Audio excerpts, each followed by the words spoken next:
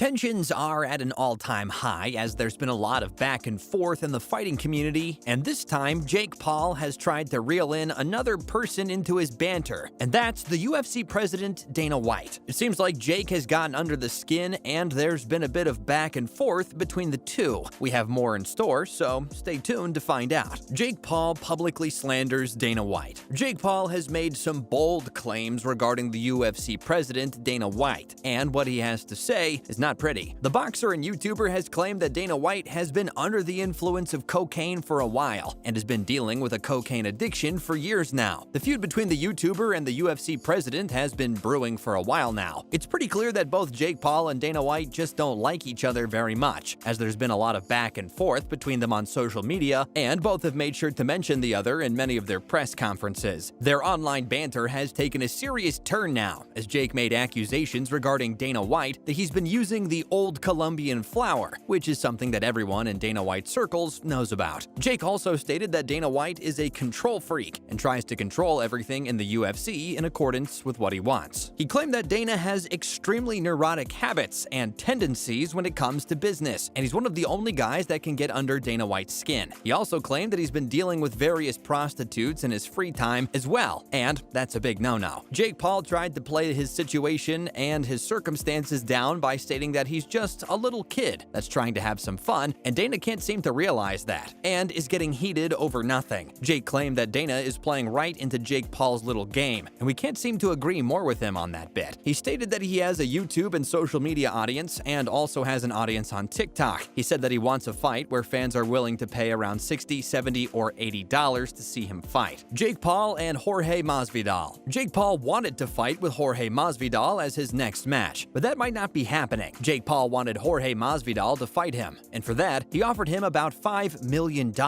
Jake Paul has been tanking when it comes to selling pay-per-view, and it's been pretty bad for him recently, with the fight against Tyrone Woodley, where he was unable to sell a lot of pay-per-views. Therefore, he tried his shot and called out many top dogs like Iron Mike, Conor McGregor, and Jorge Masvidal. He wants to get the pay-per-view money rolling in by making big fighters engage with him and get the hype and viewership that he wants and deserves. Masvidal refuses, but gets offered more. Jorge Masvidal refused to fight Jake Paul, and Jake proceeded to offer him $5 million for the fight. Masvidal stated that he either fights the big names in the business or he fights people with money. Masvidal said that Jake Paul is neither of those things and isn't paying the right amount of money, to which Jake Paul said that he was ready to fork out $5 million, including the percentage of the pay-per-views. Jake said that Masvidal has made at most $5 million in his fights, and now he can't claim that Jake isn't the best or doesn't have the money to back up the offer. He told Masvidal to make it happen, as that's the most that he's been paid, period. Masvidal is currently under contract by UFC and cannot fight for free agency unless he's allowed by UFC executives via special permission. All the recent fighters that Jake has fought had retired from the UFC and therefore were considered not in their prime, but Masvidal still has gas left in the tank, as he's one of the best fighters of the generation currently. Matches have been organized in the past under UFC contracts, as with the case where Conor McGregor fought against Floyd Mayweather, where he was given special permission by the UFC. Paul further claimed that Dana White won't be willing to let Jorge Masvidal fight against Jake Paul due to his UFC contract, and therefore, Paul diverted his tactics to get under Dana's skin to get him to do what he wants. He stated that Masvidal is a pawn for Dana White, as he works exclusively for the UFC. Masvidal's response. Masvidal made sure to respond with a fiery statement, where he stated that the UFC isn't going to let him fight for chump change. He asked Jake to make it $20 million